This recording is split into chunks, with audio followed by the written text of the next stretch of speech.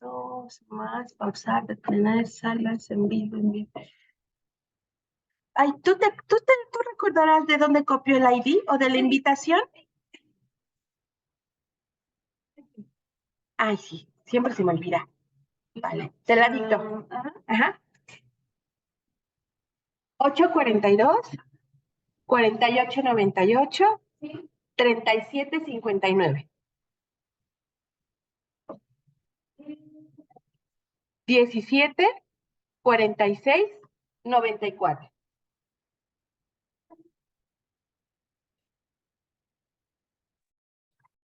Ya está, ¿verdad? Perfecto. Y entonces a partir de que nos conectamos, ya más. Además, ella es integrante de la Comisión del Programa Integral para la Prevención y Atención de la Violencia de Género. Ella estará dirigiendo este programa y le cedo la palabra. Gracias.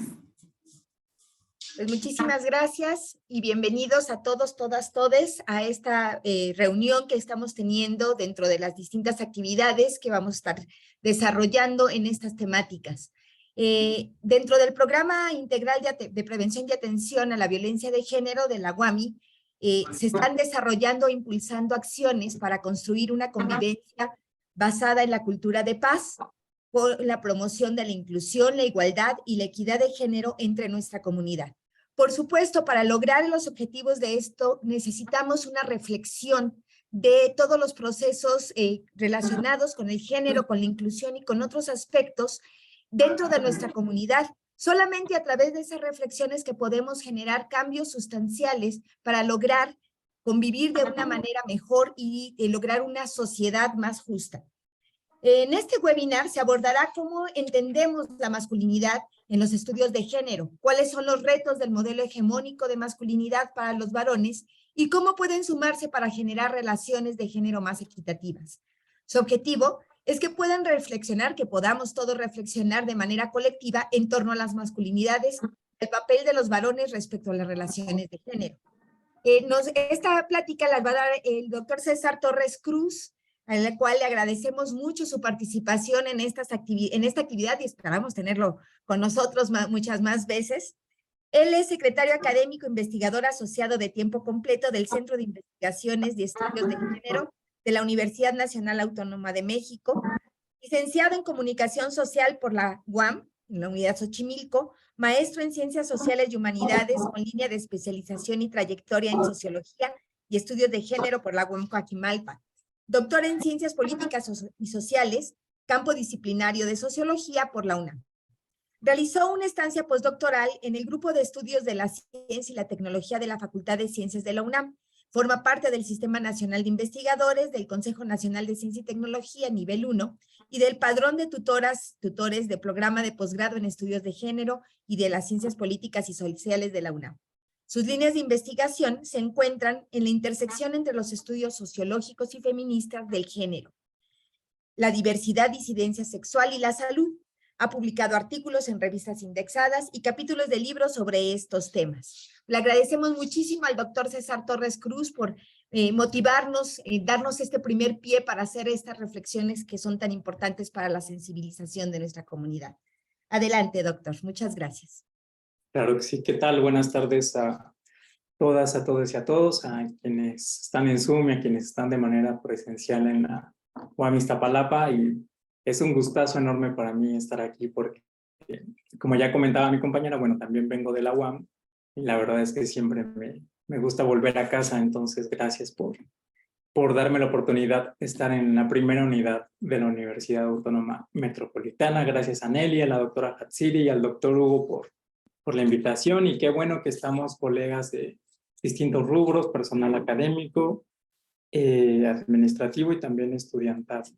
Voy a compartir pantalla y tomo el tiempo para no demorar más de 40 minutos. Y el día de hoy vamos a hablar sobre algo que tiene que ver con género y en concreto con masculinidades. Como ya comentaba la doctora Hatsiri, vamos a pensar de manera colectiva a qué nos referimos cuando hablamos de ello en estudios de género, que como ya comentaba también mi compañera, trabajo en el Centro de Estudios de Género en la UNAM, y lo que nos gusta hacer mucho es ir a muchos espacios para convencer a la gente de la relevancia de incorporar la perspectiva de género, incluso en ámbitos como la ingeniería química, que asumo que la mayoría de las personas que están aquí provienen de esta área, o al menos de las ingenierías. Si hay gente de otras áreas, qué bien y qué mejor para generar conocimiento interdisciplinario. Pero entonces lo que interesa mucho a este centro es hacer sensibilización dentro y fuera de la UNAM para que pensemos de manera colectiva en de qué manera nos atañe el género a todas las personas y qué es esto de la masculinidad y qué podemos hacer los varones y otras personas que incorporamos la masculinidad de manera amplia en nuestras vidas para contribuir a las relaciones de género. Bueno, primero voy a hablar en términos contextuales. Lo que ustedes ven en pantalla tiene que ver con manifestaciones de mujeres que, bueno, no es un tema ajeno a la UAM, no lo es para nadie, pero para la UAM de manera enfática, dado que recién culmina un paro que duró muchos días, un paro estudiantil, en el que una de las demandas, si no es que la demanda más importante, tenía que ver con violencia de género. Y algo que sucede mucho en varias universidades, como en la que trabajo, en la UNAM, y seguro que en la UAM también, tiene que ver, entre otras cosas, con muchas dudas respecto a cuáles son las demandas de las mujeres, por qué está el énfasis en la violencia de género, y del lado de las personas que están en contra es si estos actos tienen que ver con violencia, con vandalismo y pobres de los monumentos, qué es lo que están haciendo. Y las personas más escépticas que se inclinan un poquito más a favor también están pensando en, ok, bueno, ¿qué podemos hacer del otro lado? Es decir, las personas que se asumen como, nos asumimos como varones o quienes incorporamos la masculinidad, personas masculinas, ya sea que la habitemos desde la no binariedad, la transmasculinidad, etcétera. ¿Qué podemos hacer para contribuir a las demandas de las mujeres? Porque es algo importantísimo, ¿no? Son demandas que cada vez se extienden a lo largo de todo el país, incluso de todo el mundo, y que además son demandas que cada vez atañen más a muchos ámbitos, el universitario, pero también el familiar, el de los medios de comunicación, etcétera. Entonces, bueno, por eso quise abrir la charla con estas imágenes para recordar lo que ha sucedido. Y primero vemos que aquí hay mujeres que llevan una pancarta que dice todas las mujeres contra todas las violencias. Lo que vemos aquí abajo es la antimonumenta, es una intervención que hicieron mujeres frente al Palacio de Bellas Artes para conmemorar todas aquellas víctimas de feminicidio, y dice ni una más. Y bueno, acá están personas concentradas en Paseo de la Reforma, y aquí hay otras mujeres con pancartas que hablan respecto al 8 de mayo, que es algo también que sucede mucho, ¿no? Varias preguntas que suelo recibir tienen que ver con, bueno, pero a ver, ¿por qué están pintando el pobrecito del Ángel de la Independencia o la Victoria Alada? ¿O por qué están rayando monumentos? ¿Qué es lo que están haciendo? ¿A poco el panorama es tan complicado? Bueno, recordar que, dado que en la fotografía previa habían pancartas que estaban en el marco del 8M, pero por ejemplo, la lucha de las mujeres, que ya tiene muchos años, de hecho varios siglos de existencia, pero tiene que ver siempre con la búsqueda de generar condiciones equitativas y también igualitarias para todas las personas. Es decir, que las manifestaciones que vemos hoy en día, los paros estudiantiles, las demandas, tienen que ver en su gran mayoría con demandas en búsqueda de la igualdad. Tanto así que, bueno, por ejemplo, en 1848, el 8 de mayo, el Día de la Mujer, se conmemora no por un acto de celebración, sino todo lo contrario, porque como vemos en esta fotografía en pantalla, en 1848 y también en el 57, en la ciudad de Nueva York, por ejemplo, murieron en este edificio varias mujeres que exigían aumento salarial, y entonces en una fábrica de mujeres que trabajaban de manera precarizada, es decir, sin documentos legales, mujeres migrantes, etcétera, pues se quema la fábrica y el dueño decide cerrar el edificio y mueren las mujeres en un marco de lucha en el que había una diferencia salarial, por ejemplo, del 60 y 70% en comparación con los varones. Y además del acontecimiento en este espacio, en esta fábrica, varias mujeres ya llevaban incluso en muchos países movilizaciones masivas en las que pedían igualdad salarial. Entonces las luchas feministas van por ahí. Lo que están pidiendo es algo que no tendrán que pedir, que tendría que estar garantizado, y es la igualdad entre todas las personas. Y es así entonces que para 1909 se conmemora el 8M como el 8 de marzo, el Día Internacional de la Mujer, para dar cuenta de estas luchas masivas y sobre todo de la tragedia que ocurrió en aquella fábrica de Estados Unidos, donde murieron varias mujeres en la lucha masiva para pedir y para exigir la igualdad salarial. Entonces estamos hablando de condiciones importantes que llevan a las mujeres a movilizarse.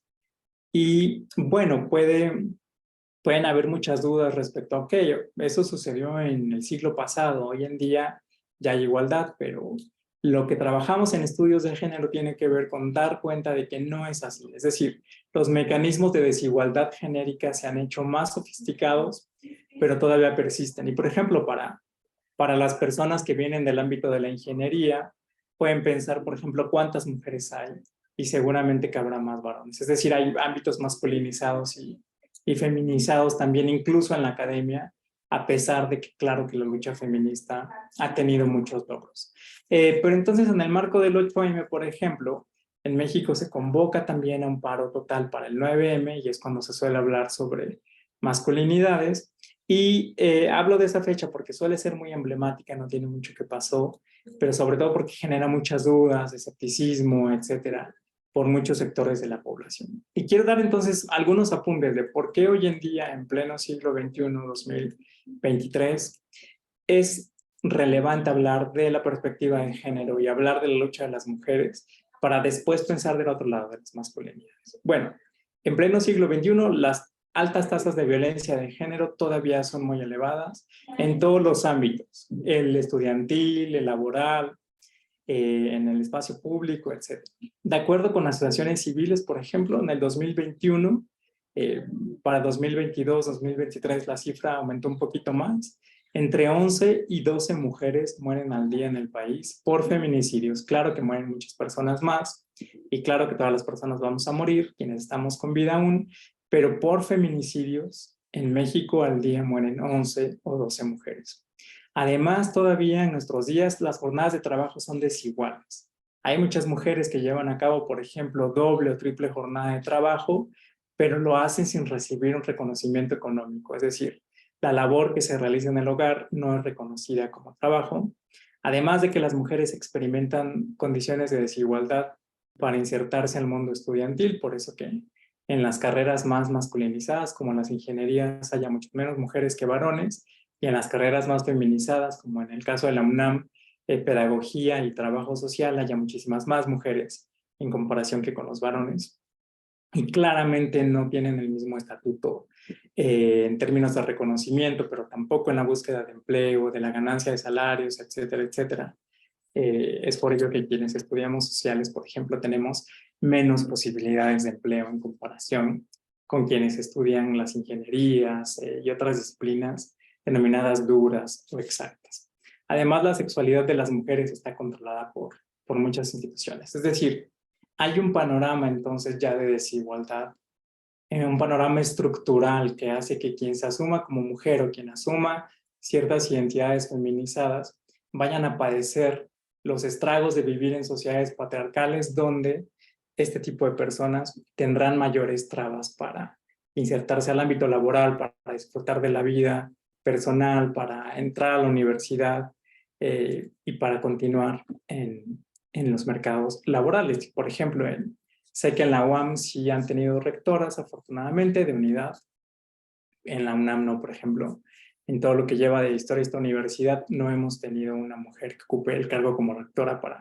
Lo digo como ejemplo para que veamos cómo continúan las desigualdades de género. Esta universidad tiene más de 100 años de existencia. Bueno, entonces, no vamos a hablar de las mujeres, vamos ahora a voltear el ángulo para hablar de las masculinidades, de los varones y otras personas masculinizadas, para pensar, ok, hay un panorama estructural que pone en una condición de desigualdad a las mujeres. ¿Qué podemos hacer del otro lado, que es el centro de la plática? Y para ello, les quiero hablar un poquito de lo que hacemos en los estudios de género, de los hombres y las masculinidades. Esta es una cita de Guillermo Núñez Noriega, que no la voy a leer, pero solo quiero resaltar que en los estudios de género no pensamos a las masculinidades como un ámbito que forma parte de la esencia de ningún sujeto, sino todo lo contrario, analizamos cómo hay procesos socioculturales detrás que hacen que definamos de manera contextual e histórica a qué nos referimos con la masculinidad y sobre todo cuál es el lugar que vamos a ocupar los seres humanos a partir de habitar la masculinidad, la feminidad o ambas dimensiones de manera más amplia o fluida. Porque el género, yo decía al inicio de la charla, tiene que ver con todas las personas y tiene que ver con todos los ámbitos. Es decir, habitamos sociedades generizadas, o sea, marcadas por lo femenino y lo masculino. Tanto así que habitamos el género, lo femenino o lo masculino, en nuestra propia identidad, y ello es lo que nos determina cuando nacemos. El personal médico de partería dice aquí hay un niño, aquí hay una mujer, y cuando morimos también incluso, ¿no? Se muere un hombre, se muere una mujer, así en marca binaria, en términos, digamos, institucionales. Y entonces, el lugar que ocupemos, ya sea la masculinidad o la feminidad, nos va a dotar de posibilidades para tener privilegios, por ejemplo, o para padecer los estragos de la feminidad. Entonces, es lo que analizamos en los estudios de género de los hombres y las masculinidades. Los procesos sociales por los que se instaura la masculinidad. ¿Qué significa en términos contextuales? Hay prácticas de masculinidad hoy en día que hace algunos años no se hubieran considerado como tal. ¿Y qué significa entonces asumirse como hombre? O sea, no partimos de que los machos biológicos o las hembras biológicas, por así decirlo, van a devenir en mujeres u hombres de manera natural, sino que detrás de ello hay procesos sociales que involucran relaciones de poder. ¿Y qué es lo que investigamos en este subcampo de los estudios de género? Bueno, por ejemplo, cómo hay una relación diferencial en los procesos de enfermedad y de muerte, en la morbilidad y en la mortalidad entre mujeres y hombres, para ya ir dando cuenta de manera un poquito más empírica de cómo impacta entonces la manera en la que habitamos la feminidad y la masculinidad. Es decir, veremos en unos minutitos cómo habitar la masculinidad, por ejemplo, incide en las posibilidades que tienes para morir, además de para vivir, y ahorita daré cuenta de ello de manera un poquito más amplia. Pensar la masculinidad hegemónica, que ahorita voy a explicar también un poquito más, como un factor de riesgo para todos los seres humanos. Las diferencias de poder que hay entre varones. También investigamos, por ejemplo, significados y prácticas asociadas a la paternidad. Qué significa ser hombre en distintas clases sociales y grupos étnicos, y espacios masculinizados, como las adicciones, la violencia y el deporte. ¿A qué me refiero con espacios o con ámbitos masculinizados? A que son ámbitos que están habitados mayoritariamente por hombres, pero que además mantienen una constitución masculina, es decir, que tiene que ver con atributos como la competencia, demostrar ciertos factores como el deporte, por ejemplo. Y si no, pensemos en lo complejo que es que las mujeres entren a los deportes y en cualquier ámbito, por ejemplo, fútbol, soccer, ¿no? Pienso en el equipo de fútbol, soccer de la UNAM, que las mujeres del equipo oficial de la UNAM llega de primera división, perdón, llega a ocupar el estadio universitario apenas hasta el 2020, un poquito antes de la pandemia. Es decir, fue apenas hace 2, 3 años que esto sucedió, cuando el equipo varonil ya lleva larga data jugando en ese estadio. Y la violencia es un ámbito masculino también, o masculinizado, porque este se vuelve en el mecanismo que vamos a utilizar los varones, o que tal vez no lo utilicemos, pero que va a estar disponible socialmente para nosotros, para dominar a otras personas. No estoy diciendo que no haya mujeres violentas, lo que estoy diciendo es que en términos estructurales de conformación societal, la violencia se convierte en una alternativa que tienen los varones para dominar a otros seres humanos. ¿Por qué? Porque la masculinidad, entonces, podemos pensarla como un mandato, es decir, como un imperativo social. También, claro que hay un mandato de la feminidad, pero ya pusimos el ángulo del otro lado. La masculinidad, entonces, se va a convertir en este imperativo social que tenemos que seguir sobre todo quienes nos asumimos como hombres o como varones, ¿no? Y además la sociedad está pensada en términos hegemónicos de manera binaria. Es decir, si te asumes como hombre, entonces no eres mujer, y quien se asume como mujer, entonces no será hombre.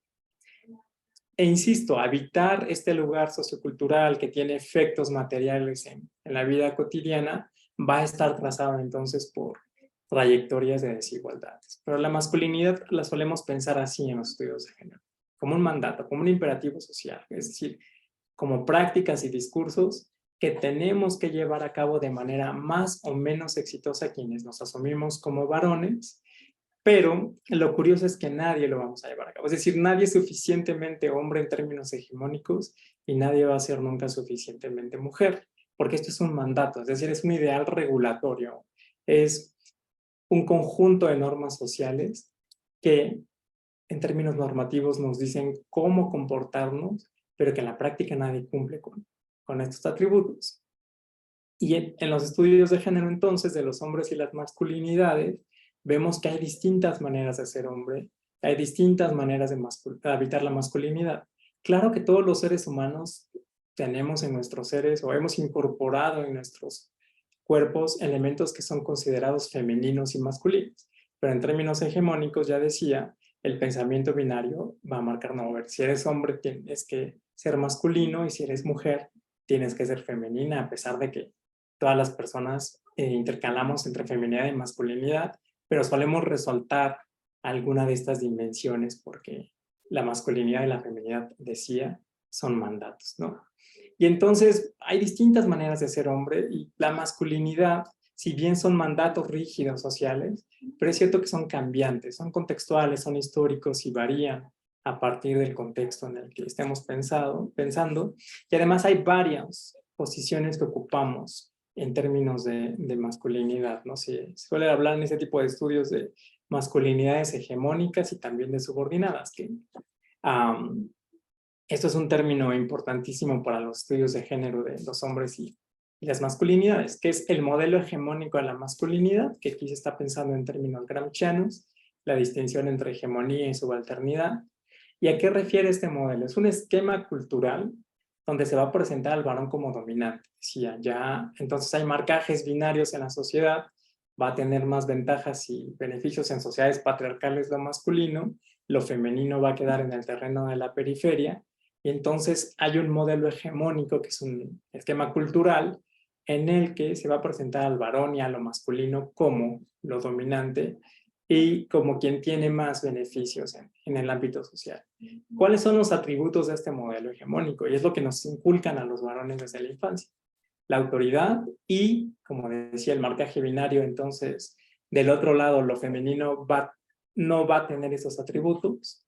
Entonces, lo masculino se relaciona con la autoridad, desde este modelo hegemónico, claramente, con el poder, la fortaleza, el razonamiento, con ser un sujeto saludable y con sernos sujetos vulnerables que utilizaremos como recurso a la violencia.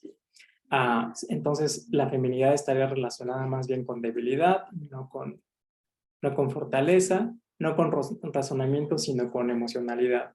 Claramente, insisto, todas las personas habitamos feminidad y masculinidad, pero estos son normas culturales, son modelos hegemónicos. Ningún hombre en realidad es autoritario al 100%, ni fuerte, ni poderoso, ni razonable, ni saludable, ni violento. Pero esto se convierte en un mecanismo que regula nuestras vidas. Y esto nos da privilegios, porque ahora nos vamos a mover también al lado complicado de habitar la masculinidad.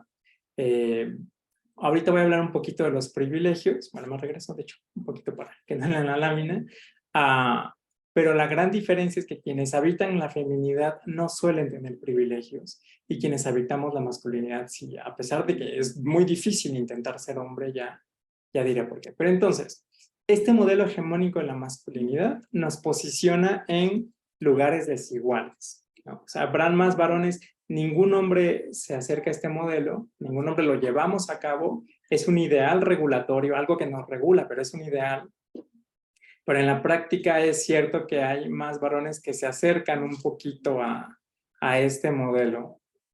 y hay otros que nos distanciamos un poquito más, y entonces hay masculinidades que se acercan un poquito a la hegemonía, y también hay masculinidades subordinadas. Por ejemplo, las masculinidades de pueblos originarios y sectores empobrecidos van a estar en una posición de subordinación en comparación con los varones citadinos de clase media alta, blancos, etc.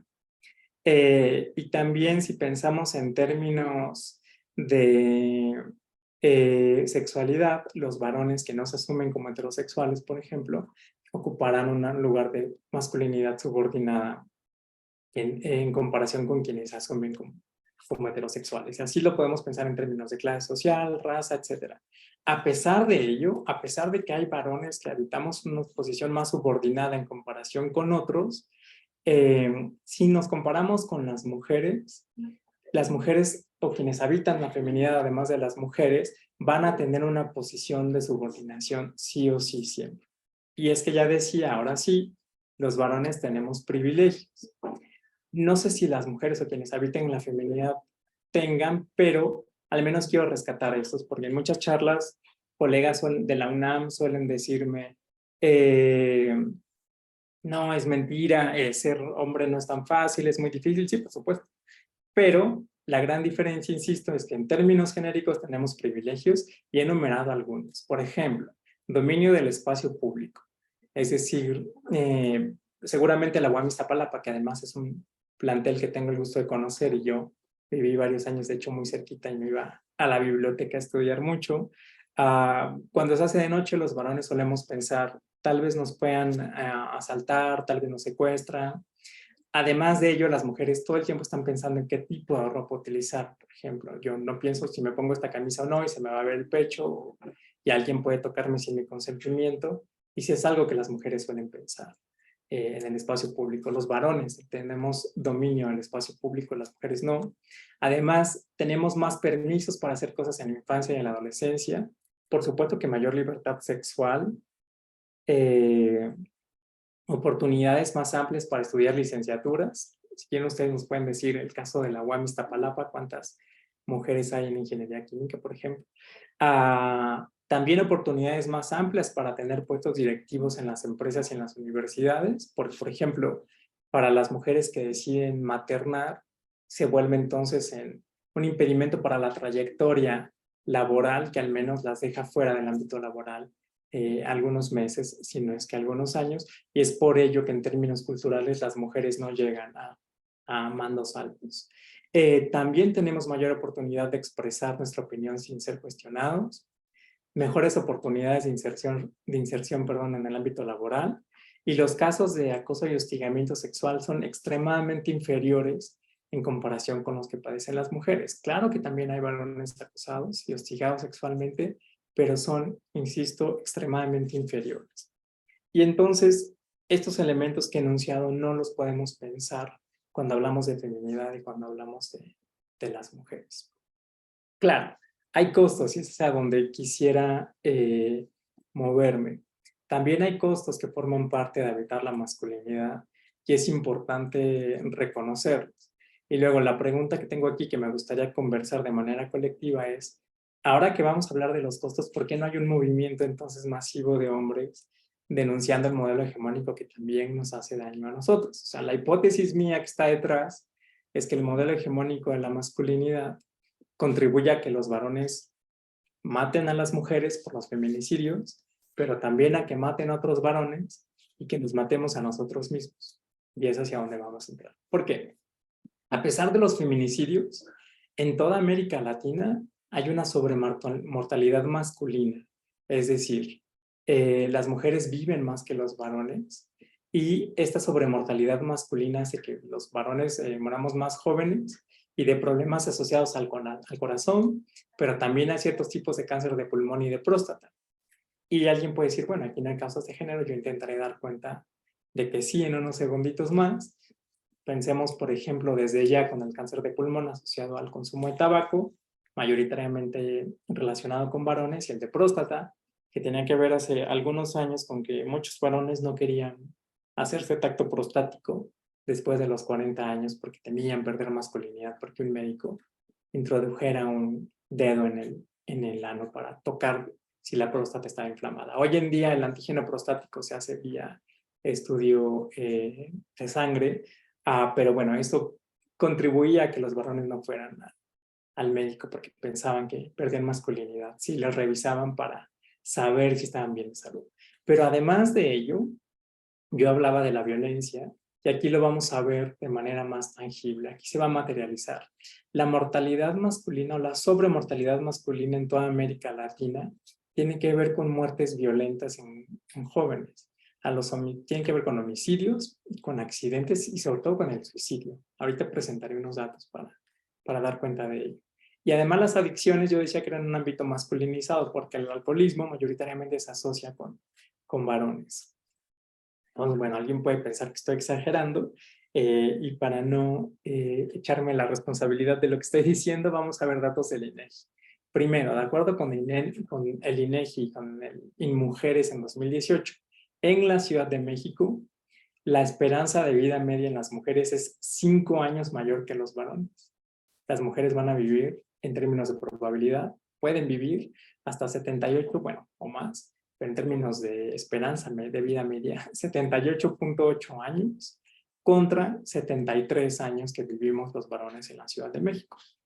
Y además, ya decía, la sobremortalidad en toda América Latina en varones, relacionada con causas de género, está muy presente en personas jóvenes, en el rango de nuestros y nuestras estudiantes.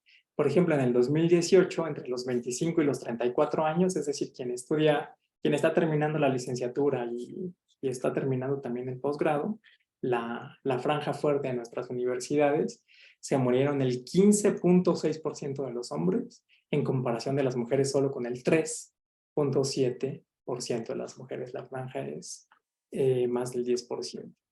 Y bueno, tal vez no se vean muy bien estos datos que están aquí y me disculpo por ello, pero voy a intentar explicarlos.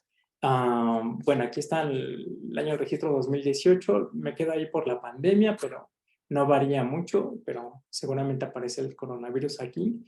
Y a ver, si vemos las causas de mortalidad en toda la población mexicana, tenemos enfermedades del corazón, diabetes, tumores malignos, enfermedades del hígado, pero sobre todo enfermedad alcohólica del hígado, que es la cuarta causa, agresiones, enfermedades cerebrovasculares, accidentes de vehículos de motor, influenza, y neumonía, enfermedades pulmonares, insuficiencia renal, etc. Es de toda la población mexicana.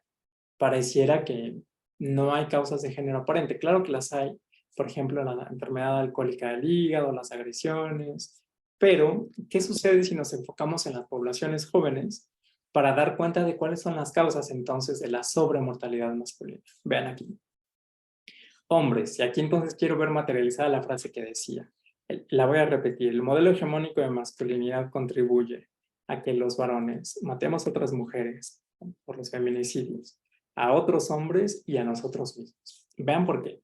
De 25 a 34 años, la primera causa de muerte son las agresiones, que tienen que ver con el modelo hegemónico de masculinidad, con demostrar fortaleza, porque forma parte de un supuesto atributo de los varones, dado que son masculinos. Y entonces los chicos muy jovencitos, esas muertes no deberían existir. Son más de 9,000 las registradas. La primera causa de muerte, insisto, en jóvenes varones son las agresiones. Nos estamos muriendo por ser hombres, por demostrar que somos hombres. La segunda son los accidentes de tráfico de vehículos de motor, conducidos mayoritariamente por hombres. La tercera, enfermedades del corazón. La cuarta, lesiones autoinfligidas intencionalmente, o sea, el suicidio. ¿Por qué? Por demostrar que somos racionales y que no somos emocionales. Entonces, ¿cómo un hombre va a decir que está triste o que está deprimido, que se siente mal? Entonces, lo que hacemos es matarnos. La quinta, enfermedad por virus de inmunodeficiencia humana, por VIH. La sexta, tumores malignos, leucemias y de testículo, porque hay varones que no tocan sus testículos cada mes como tendrían que hacerlo, y entonces incluso hay investigaciones cualitativas que han reportado en la Ciudad de México, aquí en la UNAM, en el posgrado de Antropología de la Salud, como hay varones que si les extraen un testículo, a pesar de que la capacidad reproductora o reproductiva no está en jaque, ya no se sienten hombres por no tener un testículo, a pesar de que no es visible la primera instancia, o hay prótesis, etc. La séptima, enfermedades del hígado, pero la enfermedad alcohólica del hígado. La octava, diabetes. La novena, influenza. Y la décima, insuficiencia renal. Pero vean las primeras 4 entonces. Tiene que ver con causas de género y tiene que ver con el modelo hegemónico de masculinidad. Insisto, la primera son agresiones, y es agresiones desde los 18 hasta los 50 años de edad. Vamos a ver qué pasa con las mujeres. La primera causa de muerte son los tumores malignos, de cuello del útero y leucemias. Ojo, los de cuello del útero mayoritariamente se asocian a virus de papiloma humano, transmitido en estos casos mayoritariamente por hombres a mujeres. Y se mueren a los 25 años. Ojo, que no son causas de morbilidad, son causas de mortalidad. La segunda causa de muerte son las agresiones. Y si ustedes hacen un recuento de los cubos dinámicos, es un trabajo que yo he hecho en algunas colonias de Ciudad de México, verán que la figura agresora en el 98% son los varones, no son mujeres. O sea, son varones que matan a las mujeres. Seguramente que los feminicidios están aquí. La tercera causa de muerte son los accidentes de tráfico de vehículos de motor, conducidos mayoritariamente por varones, luego enfermedades del corazón, diabetes, embarazo, parto puerperio, insuficiencia renal, y aquí está el suicidio en las mujeres. Hasta la octava causa de muerte decrece en comparación con los varones que están en la cuarta. Influenza y neumonía, y la décima, enfermedad por virus de inmunodeficiencia humana, transmitido también mayoritariamente por hombres. Entonces, no quiero decir que los hombres seamos el problema es el patriarcado, el tipo de conformación societal, y que nos hace pensar en los costos del modelo de masculinidad hegemónica, no solo para las mujeres, sino también para los varones. Y tiene que ver, ya estoy a punto de terminar para escucharles, con la última parte de la charla. Okay, ¿cuál es nuestro papel en las relaciones de género? Ok, puede ser que no estemos de acuerdo, yo estoy de acuerdo, pero puede ser que haya personas que no estén de acuerdo con algunas manifestaciones feministas, que les parezca una exageración. Si volteamos el ángulo y pensamos en los varones, el trabajo que están haciendo las compañeras a mí me parece que nos beneficia, y no entiendo por qué no estamos haciendo un trabajo los varones masivo, al mismo nivel en el que, digamos, oigan, nos estamos matando, nos estamos muriendo más jóvenes que las mujeres por intentar demostrar que somos hombres, y por eso si uno me ve feo en el metro le pego y él me pega, y entonces terminamos en la muerte por golpearnos.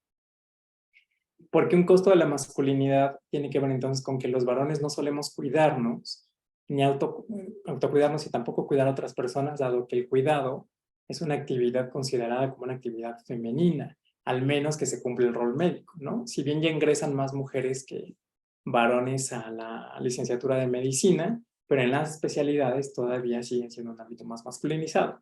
Las de mayor prestigio están habitadas por varones, y hay muy poquitas mujeres. Incluso en ginecología no hay tantas mujeres. Y del lado contrario, en urología hay muy poquititas mujeres, ¿no? Y entonces, claro que persiste la duda, ya para ir cerrando y escucharles y dialogar y debatir, pensar en qué podemos hacer entonces, ¿no? Bueno, yo creo que aquí hay una serie de estrategias, pero sobre todo me interesa muchísimo escucharlas, ¿no? Reconocer primero, me parece que los costos de la masculinidad no sea equivalente a pensarnos como víctimas, porque tenemos privilegios, como ya lo enunciaba, ¿no? Incluirnos de alguna manera en los debates sobre género, o sea, aprovechar el paro que hubo en la UAM para pensar, bueno, ¿y cuál es el papel de los varones? ¿Qué podemos hacer? Pensar cómo nos ha afectado y construir el patriarcado, crear estrategias de sensibilización, que es algo que está haciendo la UAM, y pensando entonces que todos los varones y quienes habitamos la masculinidad estamos marcados por el mandato de masculinidad. Es decir, no nacimos hombres, nos convertimos en hombres mediante procesos sociales a partir de una lectura que hizo el personal médico, el servicio de partería de nuestros cuerpos. Pero devenimos hombres, devenimos mujeres u otras identidades de género mediante procesos sociales que conllevan relaciones de poder. Y claro, los movimientos feministas generan muchísima incomodidad. Eso lo he documentado en varias universidades de la Ciudad de México durante varios años, casi 10, donde hay muchos varones que dicen, ok, no sé qué hacer, ya no sé cómo acercarme a las mujeres, porque ahora resulta que toda esa cosa de hostigamiento, no sé entonces cómo ligar, si una chica me gusta, ¿qué puedo hacer? Yo creo que lo que podemos hacer es abrazar dicha incomodidad para transformar nuestro papel y lo que nosotros hacemos en las relaciones de género.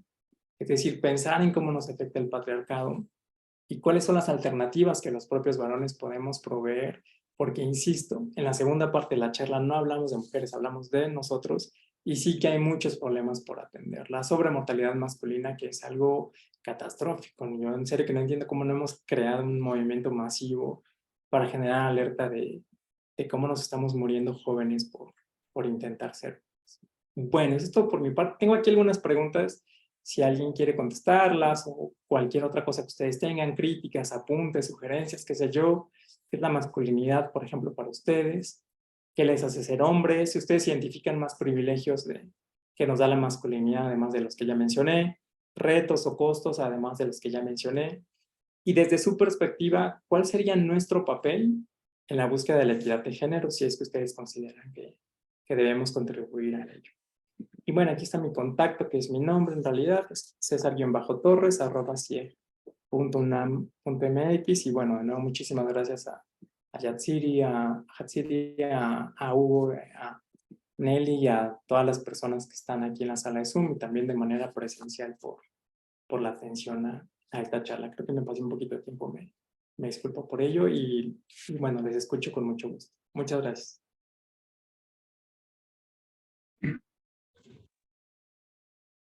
Pues muchísimas gracias por su presentación. Creo que estuvo muy clara y que nos mueve a preguntarnos muchas cosas.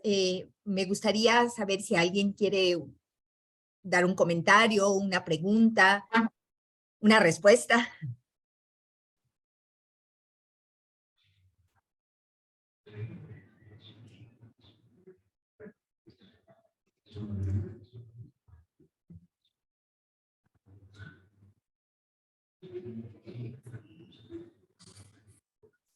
¿Nadie se anima? Yo, Carlos. A ver, Carlos, adelante.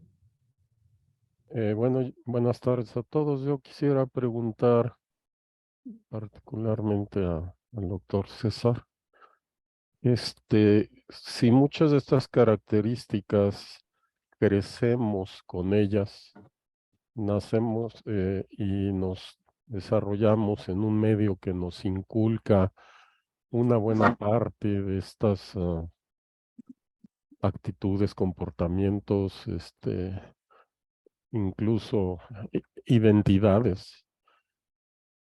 Algunas pues son, digamos, buenas, por así decirlo, pero otras son, como lo acabamos de ver, pues no nos hace asumir muchos de estos comportamientos, algunos sumamente negativos, muchas veces conscientes y otras veces ni siquiera conscientes, ¿no? Es decir, inconscientes porque crecimos en ellos, ¿no? O con ellos. Entonces creo que un trabajo muy fuerte que se tendría que hacer, no sé si se haga en todos estos estudios de género y demás, si se esté haciendo algo o cómo hacer algo a nivel educación, tanto en las escuelas como educación en casa, porque bueno, no sé ahorita los libros de texto, ni idea cómo estén ahorita, por lo que he escuchado, pues hay problemas, pero ya para terminar mi intervención, lo que quiero decir es, pues no que se hable solamente de la biología en los libros de texto, ¿no? Sino todos estos expertos, incluyendo al doctor, que trabajan con cuestiones de masculinidades, el feminismo, roles de género, etcétera, se han acercado a hacer algo. La misma universidad ha hecho algo, apenas está empezando al interior de la universidad a hacer este tipo de cosas. Se está haciendo algo para impactar en donde yo no sé a qué porcentaje, pero impactar en donde mucho de esto lo vivimos y lo sentimos y nos educan en casa y en las escuelas a nivel básico. Gracias, eso es todo. Perdón si tomé mucho tiempo.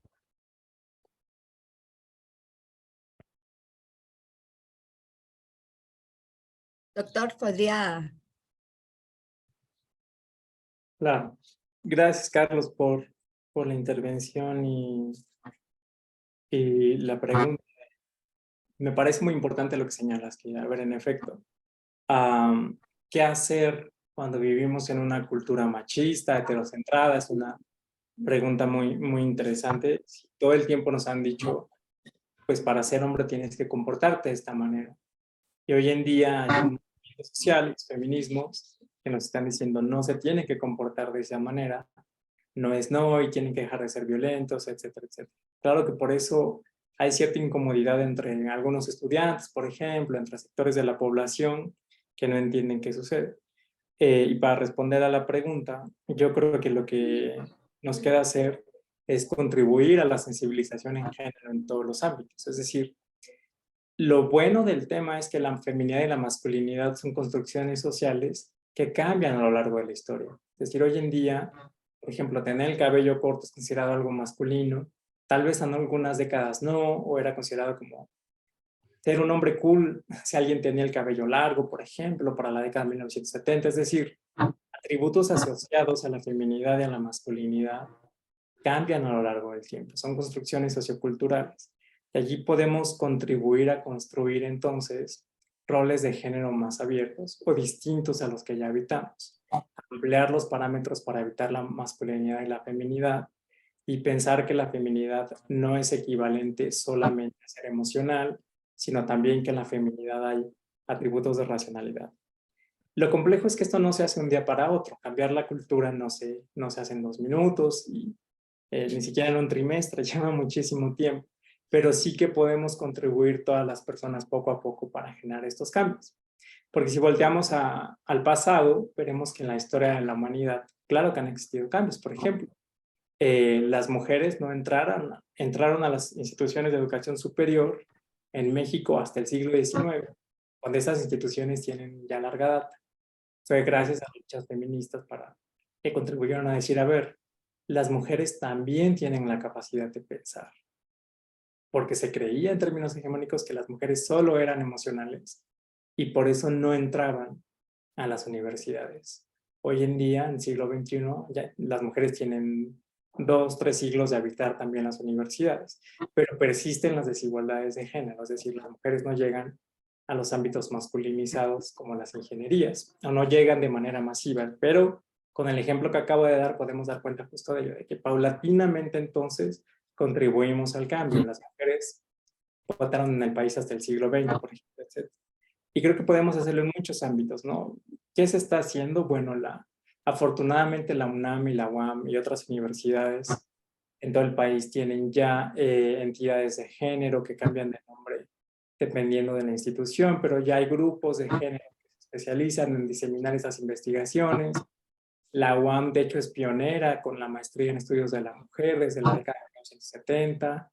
Tienen también un doctorado, es decir, hay investigaciones que proveemos quienes trabajamos en la academia que contribuyen a ello, pero también creo que hay que hacerlo todas las personas desde las asignaturas que den, ¿no?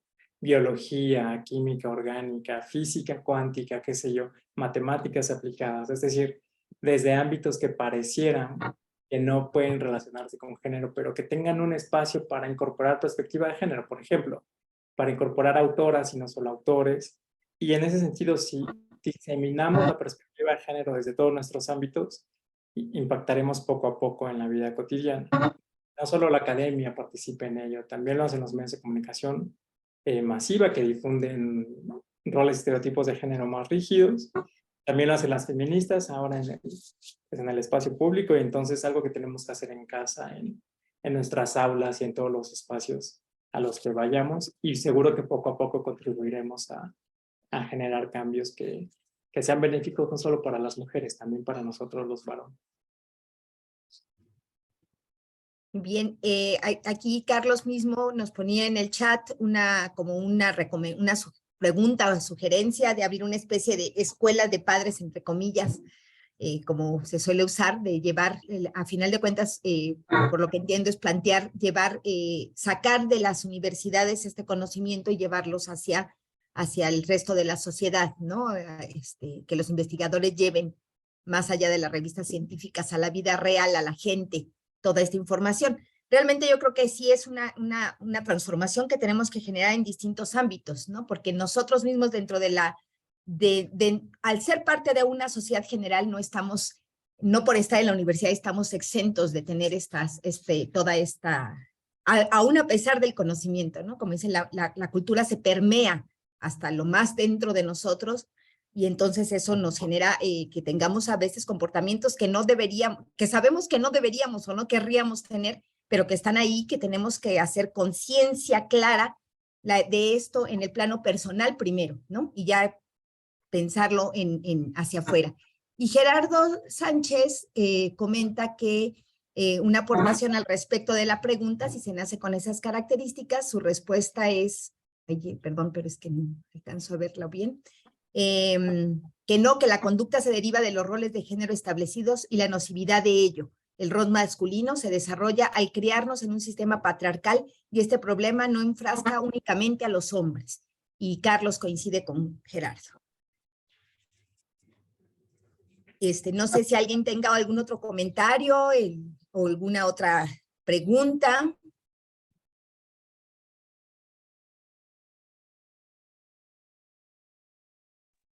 Pues yo sí tengo muchas, pero parece que no hay. Y en el chat hay otra. Sí, perdón, Nelly, adelante. ¿Sí se me escucha desde aquí? Habla fuerte nada más y sí te van a escuchar. Ok. Bueno, hola a los que están ahí en Zoom. Y bueno, mi duda va encaminada a que en la lectura se mencionaba que muchos de los estudios de género y de las masculinidades se dieron como a la par de esos movimientos sociales, más que nada políticos, en cuanto a la cultura, a la sociedad LGTB y las mujeres y el feminismo, ¿no? Pero no se describía como tal el estudio de masculinidades como un movimiento político. Sin embargo, ahorita mencionaban, sí tiene un impacto social importante como todas estas construcciones de masculinidades y de los comportamientos que tienen los hombres. Ya vimos que es desde el ámbito desde la salud hasta como la violencia, ¿no? Y pues mi duda va encaminada a... alguna vez escuché, más bien vi en redes sociales algo como una opinión que decía como de que los hombres tenían que, como uno de los primeros pasos como para todos estos cambios que están habiendo, en casos específicos como la violencia de género hacia las mujeres, era de reconocerse como agresores para poder como dar estos pasos, para poder como, pues un poco hacia la deconstrucción, ¿no? Entonces, no sé, o sea, mi pregunta es como, ¿hay algo que estos estudios de las masculinidades puedan hacer en pro de eso, o solo se queda como en una cuestión académica de estudiar como en contextos históricos qué es ser hombre, qué es ser mujer, etcétera, y si se puede llevar como un ámbito más, pues sí, más actual, ¿no? Y que obviamente nos termina impactando a todos, y pues incluso a la escuela, ¿no? O sea, creo que este tipo de seminarios y pláticas son importantes porque nos ayuda como a entender el género como, pues también como una categoría de análisis, pero pues también como una cuestión que nos impacta a nosotros de forma directa, ¿no? Entonces creo que las mujeres hasta eso se ha avanzado un poquito más como en entenderlo, pero sí, o sea, no sé, en la cuestión de masculinidades, cómo los hombres están haciendo o podrían como dar esos pasos, incluso también cómo dialogar, ¿no? Entre esa línea de hombre-mujer, violencia contra las mujeres, violencia contra los hombres, etcétera. Y gracias.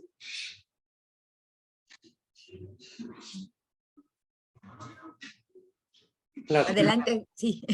Gracias. Gracias por las preguntas, los comentarios. También en el chat pregunta el doctor Frums. Los roles implican adaptación a obediencia. ¿No heredamos un modelo social que valora en exceso la obediencia? Gracias por las preguntas y también de la compañera desde la sala y por leer el texto también, que me sorprendió gratamente. Gracias por hacerlo. Para responder primero respecto a lo que también decía Carlos sobre la escuela de padres, más que yo creo que hay que pensar en la divulgación, que se conecte un poquito con la duda de la compañera. Es decir, yo no pienso el trabajo académico como un trabajo que se lleva a cabo solo en una instancia de élite, detrás de un escritorio, en el que pensamos solo en escribir artículos en revistas de alto impacto y ya está. Y eso creo que no forma parte de ninguna disciplina científica, pero que en los estudios de género nos hace más evidente, dado que provenimos de los feminismos. Es decir, la raíz de nuestra discusión teórica tiene que ver con movimientos sociales que buscan la equidad. Y la divulgación creo que se convierte en una herramienta importantísima para quienes estamos en las universidades para difundir lo que hacemos con nuestras investigaciones. Claro que el reto está entonces buscar maneras de transmitir el conocimiento de manera más asequible para, por ejemplo, quienes no asistieron a la universidad, y tenemos que hablar y hablar en muchos espacios, que es lo que hicieron las feministas, ¿no? Posicionar el cuerpo, poner el cuerpo en el espacio público, decir, oigan, aquí hay condiciones de desigualdad atribuibles a ciertas características que son sociales, y es lo que hay que hacer. Hablar en todos los espacios, hablar en todos los ámbitos, hacer difusión que, bueno, en organismos gubernamentales ya le dan más valor, por ejemplo, hoy en día, no tanto, pero desde los feminismos siempre lo hemos hecho. Ponemos el cuerpo, hablamos desde el conocimiento situado también. De ahí el eslogan de muchos feministas de personal es político, para dar cuenta de ello, cómo impacta en nuestras vidas, dado que todos los seres humanos somos sujetos generalizados, es decir, marcados por el género. Entonces creo que en la divulgación tenemos una alternativa muy, muy buena en todos los canales que nos da la universidad, no solo en la escritura de textos académicos especializados. Luego, respecto a la pregunta del doctor en el chat sobre la obediencia, sí, claro, estoy de acuerdo. Creo que eso, intentar salir un poquito de los mandatos de la masculinidad puede relacionarse con desobedecerlos. Y bueno, aquí es cierto que también la universidad te permite ello, ¿no? O sea, pasar por la academia, sí que, independientemente de la carrera que hayan estudiado, sí que permite tener contacto con otro tipo de vidas y abrir tu panorama mental para ver la vida desde otro ángulo. Y sí creo en ese sentido que por eso la universidad se convierte en un ámbito muy valioso. No todas las personas llegan a la universidad, entonces por eso hay que diseminar, me parece, este tipo de discursos. Y respecto a la pregunta así de la sala, es curioso lo que se menciona en redes sociales respecto a si deberíamos reconocer que todos los hombres somos agresores. No estoy de todo de acuerdo. Primero, no creo que solo los estudios de género hagan investigaciones académicas y ya. También hay un trabajo aquí de activismo muy importante que ya mencionaba, pero yo matizaría un poquito el argumento respecto a si deberíamos reconocer que todos somos agresores. Creo que lo que hay que reconocer es que tenemos privilegios, y ya es cuando muchos varones no se quieren sumar, pues porque hay personas que no quieren perder los privilegios. Y no es que todos los hombres seamos agresores. A mí me parece que más bien la violencia en sociedades patriarcales es un mecanismo social disponible para los varones, pero eso no es equivalente a que todos los varones seamos agresores. Hay varones que no ejercemos violencia, pero sí que es un mecanismo disponible, que no está disponible, por ejemplo, para las mujeres en términos hegemónicos. Y creo que enmarcarlo desde ahí genera matices distintos. O sea, reconocer eso, que tenemos privilegios y cómo la violencia nos ha marcado y cómo la podemos ejercer contra otras personas, sí que me parece importantísimo para la sensibilización de género. Aulas SH, si quiere abrir su micrófono y hacer su participación. Sí, claro. Buenas tardes a todos, gracias. Bueno, yo, César, pensaría me llamó la atención en estar señalando que la lucha feminista es la lucha por la igualdad. Es por la igualdad y por la violencia ejercida históricamente también. Y pensando justo en cómo el cuerpo de la mujer ha sido cosificado, como bien lo señaló, y sometido a cumplir con ciertos roles, aunque vaya en contra de su seguridad, ¿no? O sea, en todos sentidos, ¿no? El entregar sea labores y no remuneradas y dejar la vida en ello, a la maternidad, etcétera, a la falta de oportunidades para hacer cosas alternativas a las que sí tienen acceso los varones. Y en esta cuestión, a mí me parece pues muy interesante marcar que que la cuestión es tener claro que no debemos ser punitivistas. Por lo menos yo en mi caso estoy de acuerdo con lo que dice Rita Segato, que ha trabajado las violencias en México, nos ha dado aportaciones muy importantes, pero el orden patriarcal, ¿no? Eso, tenerlo muy claro. Y cómo en esto impacta también aquellos que no pueden tener claro qué es lo que está sucediendo, que sienten el riesgo de perder justamente esos privilegios, como ya lo señaló César. Y lo podemos ver con los movimientos feministas y la enorme incomodidad que ellos desatan. O sea, desde un término espantoso como es decir feminazi, cuando no hay una sola víctima de parte de ese movimiento, y la poca claridad en el riesgo enorme que implica ser mujer. Y es el riesgo para absolutamente todas las mujeres y aquellas que son cercanas a los hombres. Entonces eso a veces se pierde de vista. En todos sentidos, o sea, la violencia no solamente sexual, sino nos atraviesa todo el tiempo, todos los días, cuando salimos de nuestras casas. Tienen que ir por nosotras a cierta hora, tenemos que ir por las hijas, o sea, cosas que están rodeándonos a las mujeres, seamos del estrato que seamos, mucho más en estratos bajos, y a las alumnas de una universidad como la nuestra. Y a veces lo perdemos de vista. Y termino esto diciendo que para mí, el hecho de que estemos hoy reunidos aquí con una conferencia de este tipo, pues habla justamente de una problemática que es real y que existe y que es social y por eso llega hasta la universidad. Y que para mí en lo particular fue lamentable ver la manera en que se vulneró y se desacreditó a las alumnas que encabezaron este movimiento, porque justamente se ejerció sistemáticamente contra ellas algo, independientemente de estar o no de acuerdo con las acciones, en particular para mí son entendibles como mujer, como madre, como profesionista, pero fue impresionante ver el grado de incomprensión. Y obviamente me congratulo al mismo tiempo de que se estén abriendo estos espacios. Yo no puedo estar ahora ya presencialmente, pero afortunadamente pude hacerlo en línea, porque creo que todos tenemos como universitarios que cambiar nuestras relaciones y desaprender las relaciones de poder que nos dañan tanto, que nos vulneran tanto. Gracias. Y sensibilizarnos. Gracias.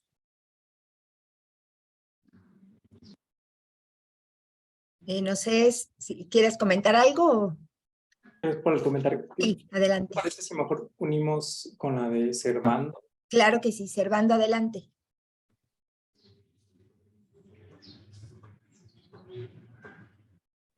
Muchísimas gracias por la palabra. Antes que nada, felicitar a César por la interesante conversación que nos compartió el día de ahora. Y fíjense que, bueno, pues uno desde las ciencias sociales tiene reacciones a presentaciones como la de ahora, y como bien dice la colega que me antecedió, es una buena oportunidad para repensar la forma de cómo una sociedad como la mexicana está completamente estereotipada para ubicar cuáles son los roles que juegan hombres y mujeres en una sociedad, y habría que agregar, y seguramente César estará de acuerdo en ello, en una sociedad tradicional, conservadora, patriarcal, como generalmente se suele referir a este tipo de situaciones, y donde efectivamente reflexionar hoy día cuáles son los papeles del ser hombre nos muestra algo que también César decía a una pregunta que le hacían, de que ser hombre también tiene sus complejidades. Ser hombre, un nuevo hombre distinto al que se conoce o al que se piensa, violento, agresor, etcétera, es algo que también se ha estereotipado tanto, y que eso es lo que hay que tratar de cómo ver la manera de cómo cambiar esa visión que se tiene de lo masculino, del ser hombre, porque no podemos generalizar, como bien también lo decía César, no todos los hombres son violentadores, no todos los hombres son o tienen esas características que se adjudican de manera generalizada. ¿Y por qué digo esto? Y seguramente es parte de la reflexión que quiero nada más señalar en este sentido. La complejidad de ser hombre data de hace más de 2000 años, ¿no? Y no solamente es el momento presente, esto es algo que se viene arrastrando culturalmente, César, porque tú también seguramente lo tienes en tus estudios. El peso que tiene la religión es fundamental para ubicar cuáles son los roles sociales que juegan hombres y mujeres. ¿Quién nació primero en la humanidad de este mundo, de este planeta? Fue un varón, fue Adán. ¿Y qué pasó después cuando aparece Eva? Es la mujer que aparece después en un plano de subordinación, incluso al primer gran hombre de la humanidad. Entonces, rastrear desde aquel entonces lo que estamos viendo hoy día de cómo transformar esa visión que se ha conformado, se ha socializado, se ha estereotipado y que nos tiene, afortunadamente, creo yo, en esta discusión hoy día. Y sobre todo, con esto termino el comentario también para no robar tanto tiempo de lo que quiero decir. Finalmente hay que señalar que esta visión del ser hombre hoy día está luchando con esa manera de cómo ubicar la identidad masculina en esa dualidad que se tiene entre lo masculino y lo femenino. Es decir, ser masculino es no ser femenino, y eso tiene un peso muy importante en esta relación histórica, social, estereotipada, como le he mencionado. El otro, también lo decía César en sus comentarios, la masculinidad pasa por esta idea de que los hombres tienen que estar mostrando su virilidad en todos momentos. Y eso nos lleva a ese, digamos, ejercicio del poder o el control del ser hombre en ese contexto donde todo se ha creado para lo masculino de manera primaria, y que esa es la manera de cómo buscar desmontar esa gran complejidad y cómo buscar esas nuevas formas de ser hombre, nuevas formas de la masculinidad, de lo masculino o de las masculinidades, como se habla hoy día en plural. Y que finalmente cierro con este otro comentario. La otra cosa que se ha derivado, señalado a la complejidad del ser hombre, es la negación de las emociones, de las necesidades emocionales. Es decir, un hombre no puede expresar libremente esas emociones, también tú lo señalabas en tu conversación, César, y que este es también ese peso que se ha echado en las espaldas de los varones, de cómo también poder expresar esto de una manera que no sea censurada, que no sea criticada, que no sea estereotipada, y que esto nos muestra las grandes complejidades para buscar esas nuevas formas de ser hombre. Indudablemente es un reto muy importante, es un reto muy fuerte, pero también los varones, y a partir de estas conversaciones, ponencias, seguramente nos van a llevar a repensar cómo podemos colaborar a buscar una forma de transformar las cosas que vivimos hoy día. Sería el comentario. Muchas gracias por el tiempo dado. Gracias. Hay una pregunta o comentario de los que están desde la sala. No sé si quieren que la oigamos o primero contestamos a estas dos.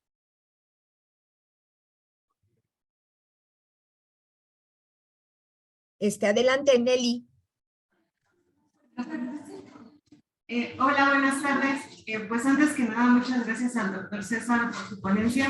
Y solo preguntarle, ¿habrá literatura o campañas que se hayan realizado desde los incentivos para unirse a esta lucha feminista por parte de los hombres? ¿Y por qué hablo de los incentivos?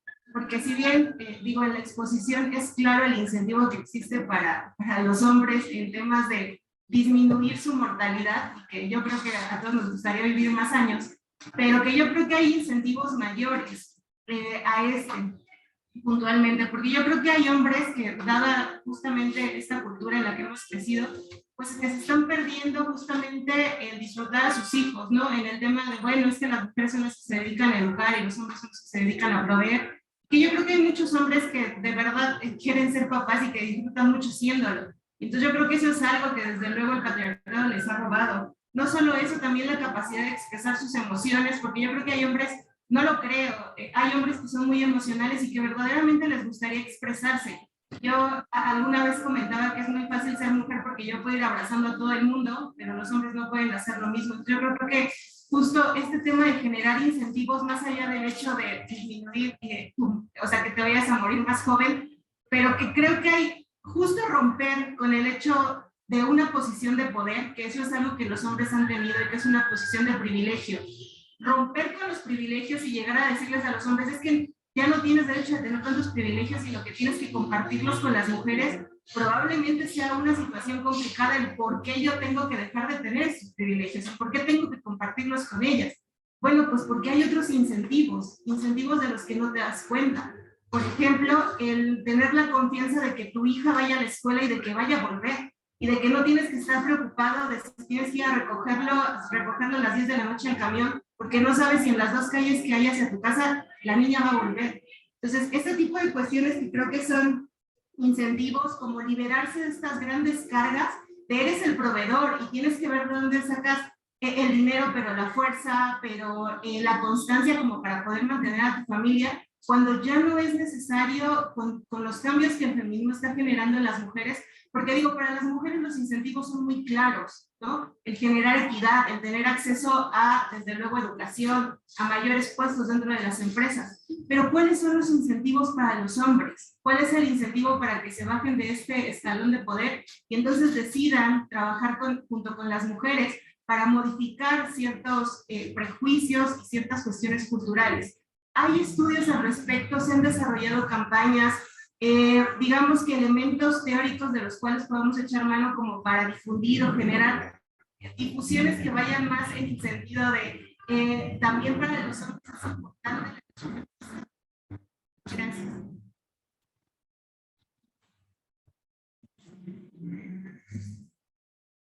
Bueno, pues gracias por los comentarios. Muy interesantes todos. Primero el de la compañera del aula de la División de Ciencias Sociales y Humanidades.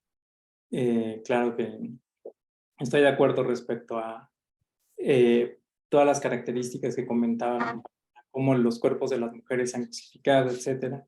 Incluso la irrupción del capitalismo, como en términos de género, en lo que devino fue en intensificar la dependencia económica de las mujeres hacia los varones, quienes fueron quienes insertaron al ámbito público primero y actividades consideradas como trabajo porque son susceptibles de recibir remuneración económica cuando el trabajo que se hace en el ámbito doméstico no es considerado como tal, etcétera. Me pareció muy interesantes, también de acuerdo en no tener una mirada punitiva. Y respecto al factor de riesgo, de hecho hubieron colegas que hablaban en la década de 1990 respecto al modelo hegemónico de masculinidad como un factor de riesgo por las implicaciones que tienen la salud en los datos que ya comentaba. Gracias por el comentario, compañera. También gracias, Servando, por el comentario. Estoy de acuerdo en que se hace indispensable rastrear las narrativas patriarcales, ¿no? Como incluso en la Biblia.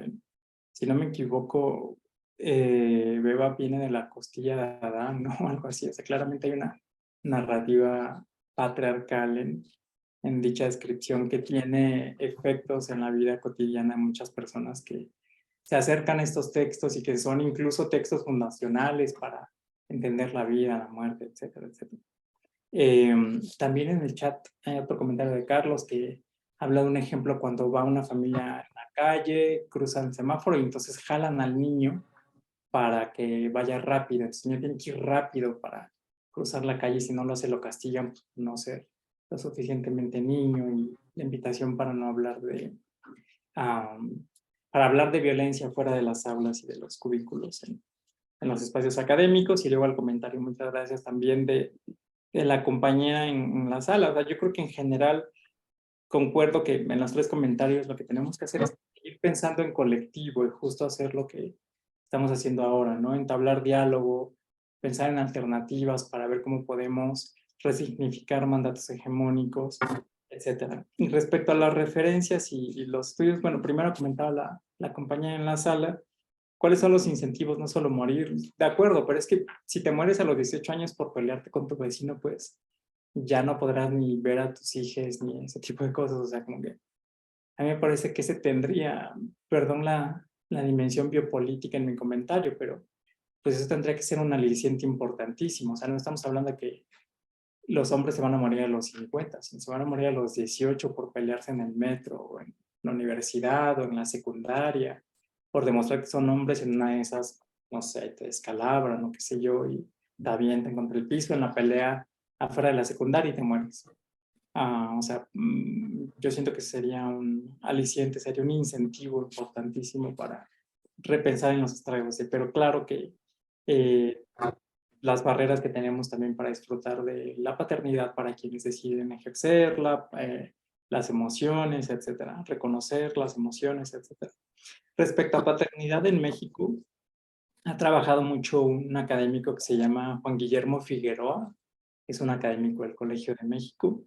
Y luego respecto a qué ha sucedido con los hombres, hay un libro que recién se publicó muy interesante de Argentina que se llama La masculinidad incomodada, de Luciano Fabri, que de hecho está disponible aquí en la biblioteca del CIEG por si a alguien le interesa, y da cuenta de qué ha pasado con varios colectivos en Argentina, con los movimientos feministas, que saben que también ahí están muy fuertes, ¿no?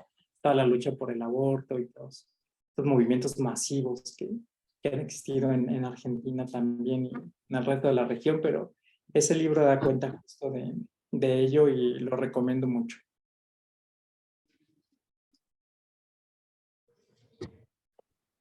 ¿Bien, alguna otra pregunta o comentario? Compañeros, compañeras, compañeres.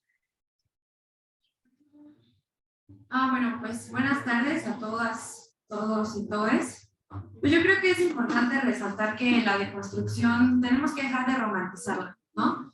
Hay que entender que la deconstrucción es un proceso incómodo, la deconstrucción es un proceso fuerte, y bueno, lo estamos viendo tan solo en este espacio, ¿no? Es un conversatorio de masculinidades, y cuántas masculinidades están presentes, ¿no? Tan solo aquí presencialmente. ¿Cuántas masculinidades de aquí realmente van a aplicar algo de lo que aprendieron de diario, ¿no? ¿Cuántos de aquí están dispuestos a renunciar al pacto patriarcal? ¿Cuántos de aquí están dispuestos a renunciar realmente a sus privilegios, ¿no? Y bueno, en el chat, digo, en el Zoom no sé cómo esté, pues en cuanto a las masculinidades, pero creo que sí es importante resaltar eso, ¿no? La deconstrucción no es un proceso romántico, de hecho es un proceso idealista y superutópico. Desde mi perspectiva, no hay masculinidades deconstruidas y no las va a haber en mucho tiempo. ¿Por qué? Porque vamos a seguir sometidos y sometidas y sometidas a un sistema patriarcal en un mundo que está hecho por y para hombres. ¿Ok? Entonces creo que es importante resaltar eso. La concientización no es suficiente, el reconocimiento no es suficiente, tenemos que aplicarlo realmente como masculinidades y feminidades si lo queremos ver desde este binarismo, ¿no? Entonces, creo que me gustaría resaltar eso porque como que lo vi en ciertos puntos, tanto de la presentación como de las participaciones, seguimos cayendo en esta dicotomía que es precisamente el punto crucial, pues de un sistema patriarcal, ¿no? Para que sea funcional. Gracias. ¿Alguien más que quiera participar?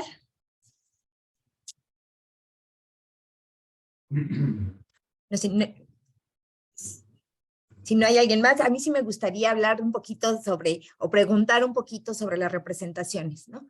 Porque al final de cuentas, mucho de las formas como nosotros vamos adquiriendo esta cultura está basada en distintas representaciones que vamos como modelos recopilando a lo largo de nuestra vida y tratando de parecernos o de ir generando actitudes, formas, modos de acción basados en ellos, ¿no? Y así como hemos hablado en el caso de las mujeres de buscar que haya más representación de las mujeres en las ciencias, que haya más representación de las mujeres en los poderes políticos, etcétera, etcétera, pues lo mismo pasaría entonces en las masculinidades, ¿no? En pensar cómo representaciones de masculinidades, llamémosle, dejémoslo en general, diferentes a la hegemónica, pudieran ayudar a la generación de esta cultura, cuando en realidad dentro de nuestra sociedad estamos bombardeados tanto por las representaciones femeninas como masculinas, tradicionales, llamémosle, dentro de este marco hegemónico, ¿no? Y entonces, ¿cómo ir construyendo justamente esas nuevas representaciones, tanto hacia las mujeres, que está más hablado, como hacia los hombres, ¿no? En esta una nueva búsqueda de una representación que pueda llevarnos a una adquisición cultural diferente. Entonces, esa sería más o menos mi pregunta, ¿no? De cómo ir generando esta nueva representación. Gracias a los dos comentarios. Primero al de la compañera en la sala. Sí, de acuerdo, claro que es un proceso incómodo al que no se quiere. Muchos varones, es difícil, ya decíamos, renunciar a los privilegios. Entonces, no muchos han cuestionado qué significa la masculinidad y cómo les afecta. Entonces, se convierte en un trabajo complejo. Y gracias, Hatsiri, también, de acuerdo, pensar en las representaciones. Y creo que lo que hay que hacer ahí es poner el cuerpo y entonces hablar en muchísimos espacios, llevar el conocimiento especializado fuera de las universidades, hablar al respecto en casa, hacerlo con la experiencia propia, nos atreverse a hacer cosas que no son consideradas masculinas, sin temer a dejar de ser masculino, eso no va a pasar, o sea, utilizar colores, por ejemplo, manera de hablar, utilizar accesorios como aretes, qué sé yo, o sea, el cambio paulatino y que podemos hacer todas las personas desde nuestra trinchera creo que va a contribuir justo a generar representaciones más incluyentes para pensar lo femenino y lo masculino desde otros ámbitos que no nos constriñan tanto a los seres humanos, porque insisto, ninguna persona es suficientemente mujer ni suficientemente hombre desde los mandatos hegemónicos, entonces sería más fácil reconocerlo y evitar dicha ambigüedad o dicha incompletud en términos de la norma, pero se vuelven algo complejo culturalmente hablando, pero no por ello imposible de modificar poco a poco.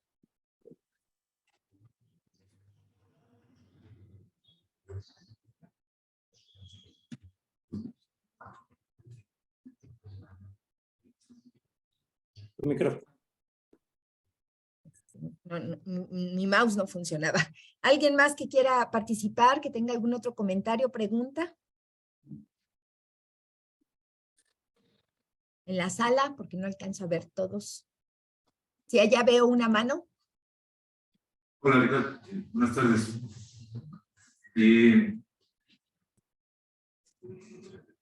Bueno, la realidad en la que el sistema nos puso a vivir actualmente, con esta cuestión de que hombres construyeron para hombres pues nuestra sociedad, y es desgraciadamente lo que vivimos con tanta desigualdad en el asunto. Desde un punto de mucho coraje, hablo, digamos, tristemente, que me encantaría saber cómo aportar, saber qué poder hacer, pero, o sea, me cuestiono muchísimas cosas respecto a qué acciones se van tomando, qué acciones no se toman. Y en ese sentido, mi pregunta inicial, la que quería plantear, la plantearon dos compañeras de distinta manera. Y digo, wow, pues es algo que sí está como muy presente. ¿Cómo podemos visibilizar dentro de la, no sé, o sea, dentro de los cisgéneros hegemónicos, ayudar a sensibilizar, ayudar a darse cuenta de que está muy feo?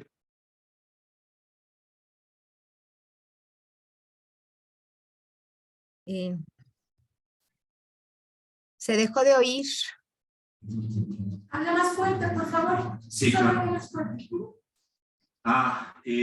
Yo lo que quería preguntar era si existían investigaciones, trabajos o alguna línea de, no sé, algo que ayude como que puedas tú recurrir y decir, ok, tengo que tomar como esta acción, o esto es lo que ya se verificó y se investigó que es efectivo para ayudar a sensibilizar a la sociedad en general, porque pues el machismo es algo que nos atraviesa por igual.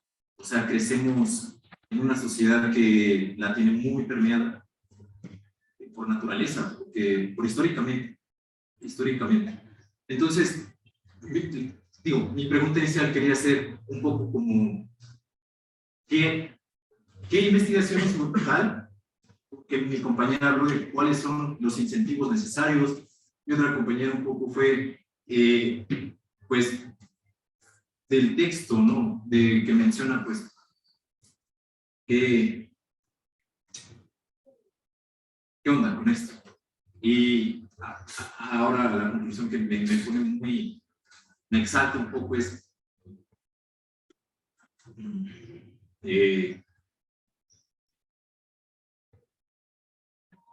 yo, estando aquí presente, me hace sentir mal, que de pronto estoy anotando qué es lo que quiero investigar y quisiera tener una participación pues más informada, como un poquito más orientada. Desgraciadamente no es el caso y quiero meterme a ver qué onda con la historia del feminismo, qué es lo que persigue, por qué lo persigue, o sea, lo tengo claro, pero yo sé que hay muchísimas más cosas. Entonces, como un poquito pregunta de, pues, ¿qué caminos deberíamos las personas que no estamos totalmente enteradas de el movimiento feminista, perdón, cómo acercarnos a ello? ¿Sí?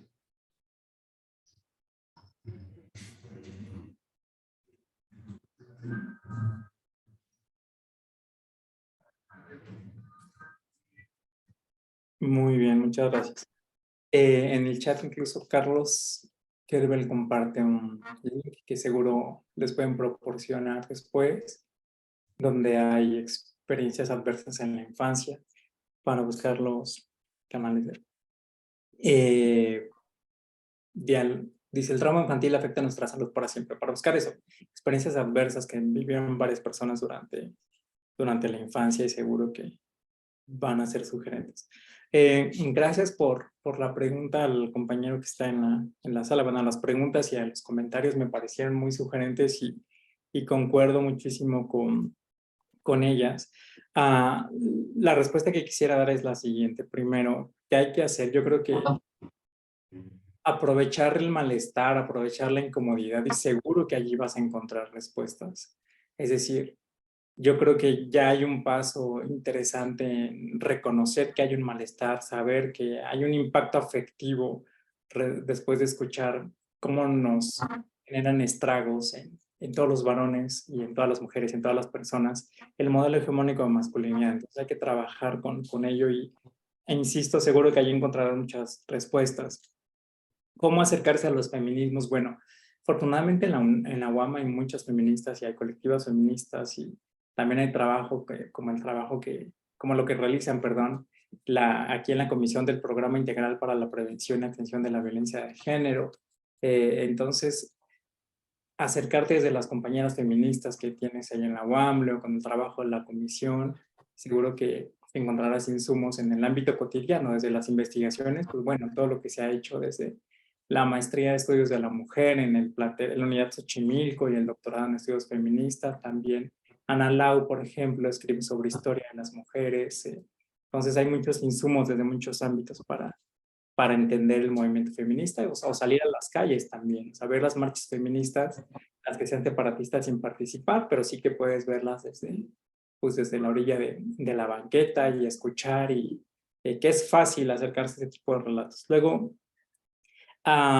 ¿cómo sensibilizar? Yo creo que hay que hacer lo que han hecho las feministas a lo largo de sus movilizaciones, que ya decía hace unos minutos, poner el cuerpo y entonces hablar al respecto, ¿no? Creo que no hay mejor manera de visibilizarlo, si no iniciamos con nosotros mismos. Y entonces difundir perspectiva de género en todos los ámbitos, con las amistades, con las parejas, si es el caso de algunas personas, con las familias, en el ámbito educativo. Señalar, por ejemplo, cuando algún amigo haga un comentario que es machista y que no piense que es machista. Y creo que eso puede contribuir poco a poco, insisto, a modificar un poquito las relaciones de género. Pero ya aportaremos desde nuestra trinchera y es algo que va a llevar más tiempo, pero estaremos haciendo algo, ¿no? No nos quedaremos inquietes por no hacer nada. Y he visto que también hay preguntas en torno a la intervención y entonces, más que sugerir ahora autores o autoras, que incluso en el chat también ponía Servando y trabajo de Beno de Keyser, de Juan Guillermo Figueroa, es decir, hay varios masculinólogos y masculinólogas en el país muy interesantes, Lucero Jiménez, Olivia Tena, o en el CIEC donde trabajo tradujimos Masculinidades, así se llama, de Raewyn Connell, una académica trans australiana, pero si ponen en Google Masculinidades les va a aparecer el libro en PDF gratis, seguro pueden acceder a él, pero más que yo quisiera hablar del trabajo de dos asociaciones de la sociedad civil que realizan intervención con varones y verán si se meten a sus sitios web que hay mucho material al respecto. La primera es GENDES, AC, que es GENDES, GENDES, que es una AC que ha hecho muchas intervenciones con varones y tiene muchísimos reportes al respecto. Perdón, no se oyó, se fue el volumen de tu micrófono. ¿Podrías repetir, por favor? Claro, GENDES, ya lo pongo en el chat para quien está en Zoom. GENDES AC. Y la otra asociación se llama Hombres por la Equidad. Hombres por la Equidad tiene un programa de sensibilización en varones que han ejercido violencia contra sus parejas mujeres. Entonces ustedes van a encontrar reportes de todas las intervenciones que hacen estos colegas. Eso quisiera también compartir para no solo hablar de referencias teóricas.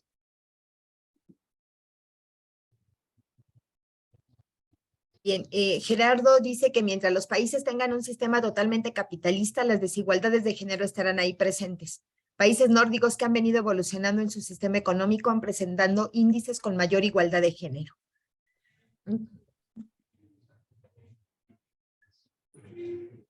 Entonces, ¿algún otro comentario, pregunta, sugerencia? Sí, Hugo. Gracias.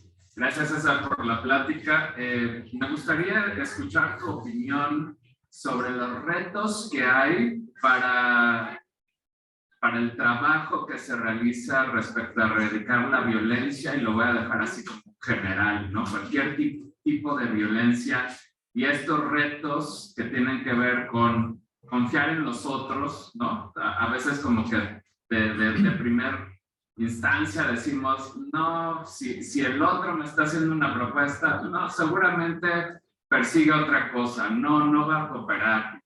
Este otro reto también de la escucha activa, el que no descalifiquemos cuando tenemos ideas encontradas, contrarias, eso creo que también dificulta estos procesos.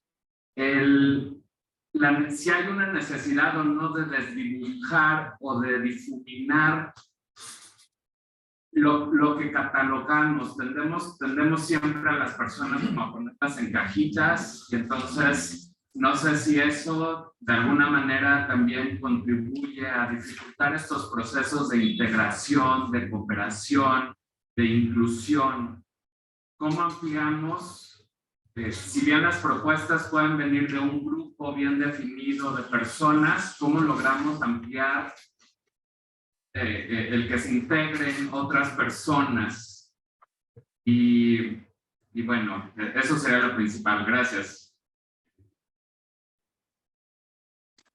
No, al contrario, gracias a ti. Muchas gracias por la invitación y el espacio, y también por la pregunta. Y me parece que tú ya dabas cuenta de algunos de los retos, ¿no? Cuando decías escuchar, bueno, para erradicar la violencia que en efecto vivimos en un ámbito sumamente violento en países como México, que hemos interiorizado y naturalizado de tal manera que nos cuesta incluso trabajo discernir lo no violento, dado que ya nos acostumbramos a vivir con balazos, con cuerpos desmembrados en las calles, etcétera. Y eso se traslada incluso a la vida cotidiana y a ciudades tan caóticas como la nuestra. Creo que los retos son muchos. Yo enuncié al menos 5. Primero, reconocerla, ¿no? O sea, reconocer la violencia, el nivel de violencia, la magnitud de violencia en el que vivimos, hablar de los matices de esta, que claro, no es lo mismo la violencia de género comparada con la violencia contra el narco, que también tiene dimensiones de género, pero si la reconocemos creo que podemos matizar cuáles son los retos que están ahí. después de reconocerla, hablar del tema, aunque lo que no se enuncia se queda guardado y no tiene, digamos, eficacia performativa en el sentido de generar efectos y también afectos después de escucharnos al respecto. La tercera sería escucharnos, como tú decías, pero es mucha falta.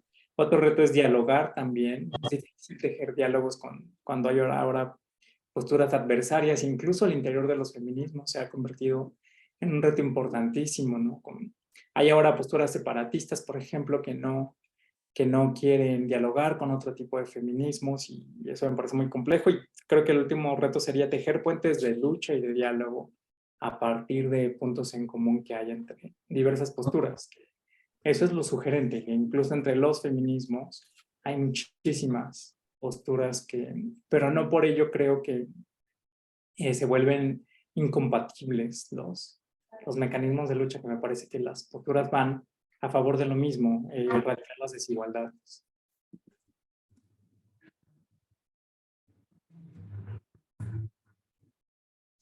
Bien, bueno, la profesora que está en aula CSH, que no conozco su nombre, nos dice que el feminismo tiene un largo camino andado como movimiento teórico y político. Las mujeres debemos seguir tomando conciencia. Las masculinidades en México tienen un camino largo por andar para que los hombres puedan comprometerse en la reflexión y acción propia para desaprender el mandato que tanto les daña y nos daña.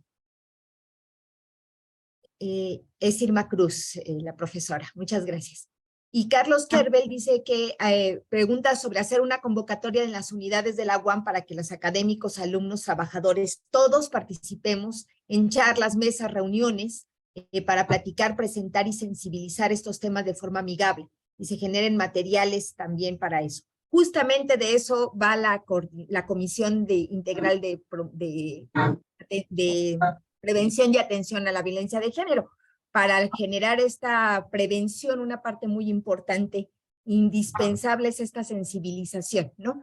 Entonces, esas son parte de las funciones y de las acciones que iremos desarrollando, empezando por esta y más que hay en este trimestre. Sobre el otro, no sé si tengas, y sobre eso también algún comentario. No, de acuerdo con Irma, muchas gracias por el comentario. Sí, en serio que ya no me explico cómo no hay, bueno, sí me explico. Creo que no hay una movilización masiva de varones, justo porque hay muchos que no quieren perder privilegios. Entonces, si bien el modelo hegemónico causa estragos, pero pues también te permite hablar, te permite el espacio público, te permite tener remuneración por las actividades que haces, etc. Y respecto a la propuesta de Carlos, sí, además de lo que hace ya la comisión, creo que también podemos aprovechar el paro para generar estos insumos, ¿no? En la UNAM, por ejemplo, después de los paros de facultades por mujeres feministas antes de la pandemia, fue que se generó una coordinación para la igualdad de género en toda la universidad, y dentro de ella incluyen, por ejemplo, grupos de reflexión para varones, que son para estudiantes, para docentes y administrativos, y han sido muy sugerentes porque se convierten en espacios para dialogar al respecto. Entonces, seguro que la comisión hará algo. Yo sé que en la UAM Coajimalpa, por ejemplo, la comisión de allá tiene sus grupos de reflexión entre varones y tengo certeza de que también en la UAM tienen muchos proyectos muy sugerentes para seguir contribuyendo a la igualdad de género.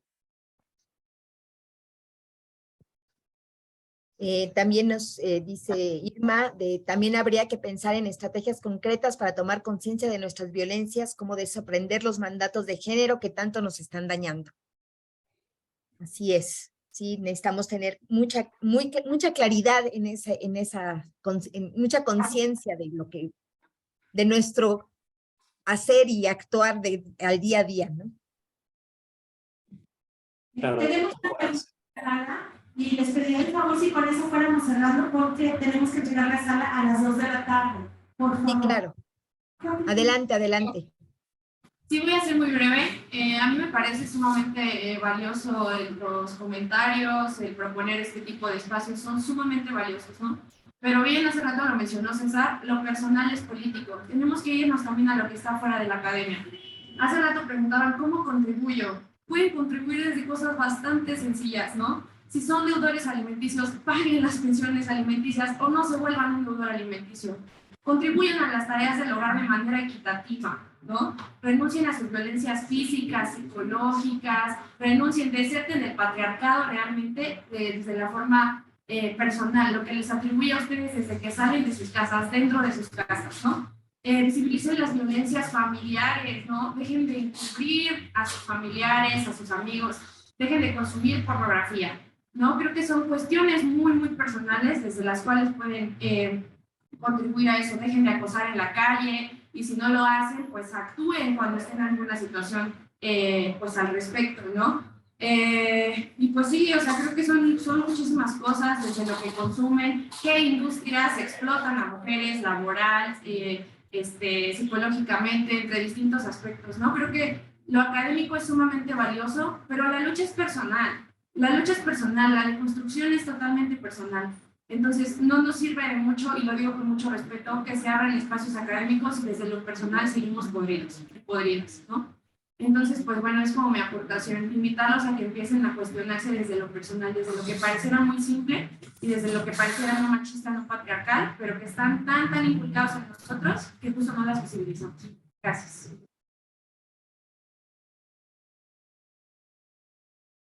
Completamente de acuerdo, sí, muchas gracias. Si no pasa por el cuerpo, no tiene sentido. Si no pasa por la experiencia personal, tampoco lo tiene. Y es un trabajo que lleva tiempo, que también, como decirme en el chat, involucra pensar en lo que hacemos nosotras, nosotros y nosotros. Es decir, todas las personas estamos atravesadas por el patriarcado, pero sí que nos pone en otro lugar hacerlo consciente y partir de ahí. Si gustas dar algún comentario de cierre. No, solo agradecer muchísimo, en serio, el espacio, Nelly Hatsiri, Hugo, la oportunidad de volver a casa, que siempre es muy grato para mí. Gracias a ustedes por leer el texto, por conectarse, por asistir de manera presencial a la sala, y bueno, seguro que nos veremos en la UAM Iztapalapa o en otros espacios, y muchísimas gracias, en serio, por compartir tanto, y qué bueno ver tanto ímpetu y tanta preocupación. Seguro que eso movilizará para seguir haciendo cosas en pro de la igualdad de género. Muchísimas gracias. Pues agradecemos mucho al doctor César Torres por su participación, y lo invitaremos en otros momentos, estoy segura, para continuar con estas participaciones. Agradecemos a todos nuestros asistentes también haber estado aquí presentes. Las constancias se les enviarán más tarde, o sea, después, de acuerdo a la lista de asistencia. Y bueno, sí quiero hacer un énfasis justo en lo que decía nuestra compañera hace un momento.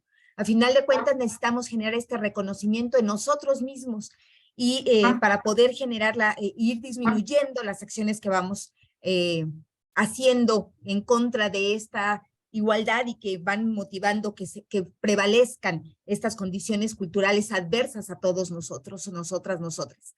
Este reconocimiento en uno es importantísimo, pero también es importante visualizar que no somos los únicos que estamos aquí, sino que somos todos los que estamos, es una cuestión, una realidad compartida.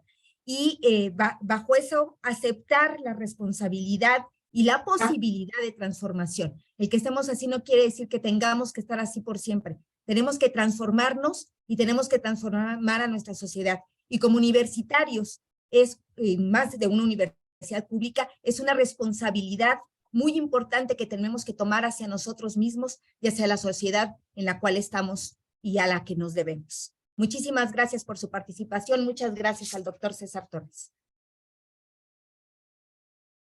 Muchas gracias. Buenas tardes.